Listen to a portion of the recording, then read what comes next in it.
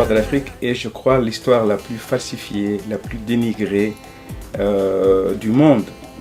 Dès 1964, donc, les États nouvellement indépendants sont venus voir l'UNESCO, qu'ils venaient juste de rejoindre, pour les aider à réécrire cette histoire. Énorme défi pour l'UNESCO. Réécrire l'histoire d'un continent.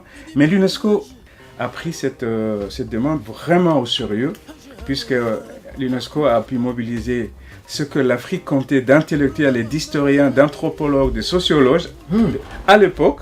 Mobiliser donc plus de 350 chercheurs, historiens pour justement se lancer dans cette colossale entreprise scientifique et intellectuelle que fut l'histoire générale de l'Afrique.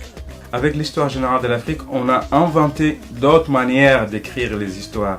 Par exemple, en utilisant les traditions orales, les arts et même les sciences naturelles. Et ça, les historiens d'avant ne le faisaient pas. On ne croyait qu'à la source écrite jusqu'à maintenant. Oui. Et c'est avec l'histoire générale de l'Afrique qu'on a dit que les sources orales peuvent être aussi une source de l'histoire. Bien sûr, avec les recoupages et avec les analyses comparatives nécessaires.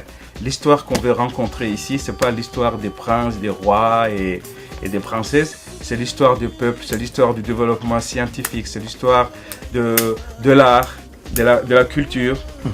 Et c'est aussi dans l'histoire générale de l'Afrique.